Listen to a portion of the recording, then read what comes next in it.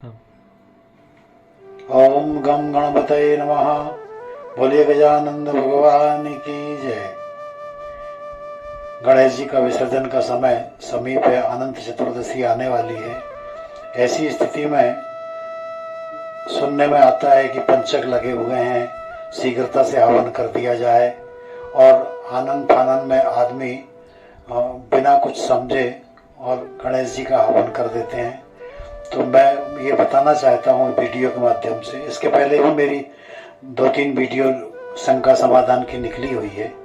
तो इसमें मैं स्पष्ट करना चाहता हूँ कि पंचक 5 प्रकार के होते हैं, जो धनिष्ठा नक्षत्र के चतुर्थ चरण से प्रारंभ होकर के रेवती नक्षत्र पर्यंत, धनिष्ठा, शतभिषा, पूर्वा भाद्रपदा, उत्तर भाद्रपदा और रेवती, इन 5 नक्षत्रों में को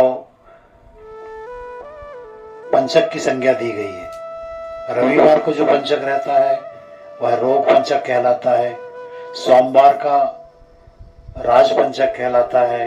मंगलवार के दिन प्रारंभ होने वाला पंचक अग्नि पंचक कहलाता है। शुक्रवार को प्रारंभ होने वाला पंचक चौर पंचक कहलाता है। और शनिवार को प्रारंभ होने वाला पंचक मृत्यु पंचक कहलाता है। इस प्रकार इनकी 5 संज्ञा दी गई है।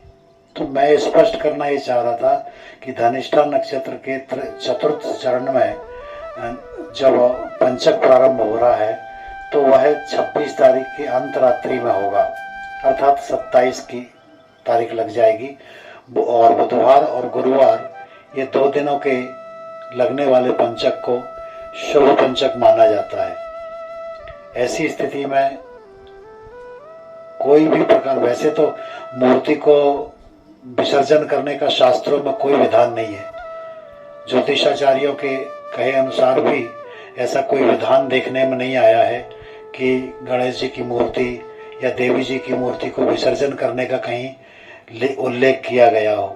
परंतु ये बीच में चली हुई परिपाटी के कारण ये सब संभव हो पाता है। अच्छा है, सनातन धर्म की रखवाली होती है और हमारे दोषों का शमन होता है। ऐसी स्थिति में मैं कहना चाहूँगा कि पंचक में ये 4-5 काम ऐसे हैं जो कभी नहीं करना चाहिए। जैसे मुंडन का कार्य है, दक्षिण दिशा की यात्रा है, और लकड़ियों को जो इकट्ठा किया जाता है जलाने के लिए, और गृह प्रवेश किया जाता है।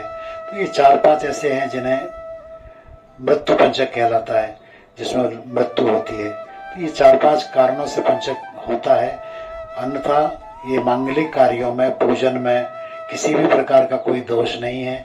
निर्विघ्न रूप से पंचक में भी पूजन किया जा सकता है और अपनी यात्रा को संपन्न किया जा सकता है। तो मैं समस्त लोगों से, जनसाधारण से ये कहना चाहता हूँ कि गणपति हमारे शरीर में ही विराजमान है और वह हमें अहंकार विहीन, विनम्रता युक्त और सहन शक्ति वाला, गंभीर, ये सारी चीज़ें गणपति के अंदर है। वही गणाधिपति अनंत चतुर्दशी के बाद में, अनंत चतुर्दशी की रात्रि में उनका मेला होता है, उत्साह मनाया जाता है। और दूसरे दिन पूर्णिमा को विसर्जन करके उसी जल को घर में ला करके पितरों की स्थापना की जाती है। पितरों को गण कहा गया है और गणेश जी तो गणाधिपति हैं ही। इसलिए इन 5 दिनों में कोई भी प्रकार का दोष हवन करने में नहीं आता है। प्रत्येक वर्ष ऐसा मैंने देखा है और देखने में आया है कि प्रत्येक वर्ष गणेश जी के इसी समय में पंचक लगता है, क्योंकि कुंभ राशि और मीन राशि में जब चंद्रमा रहते हैं 2.5 दिनों के, इन 2.5 दिनों में ही ये 5 नक्षत्रों में ये 5 प्रकार के पंचक माने गए हैं।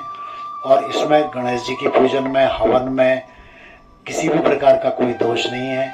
इसलिए सभी लोग बिना किसी पंचक के भय के, जो निर्धारित समय है उस निर्धारित समय में 7 दिनों के बाद, 9 दिनों के बाद, 11 दिनों के बाद, जब भी जैसे हमारे गणेश जी को बिठाने की परंपरा है, उस आधार पर उनका स्वागत करें और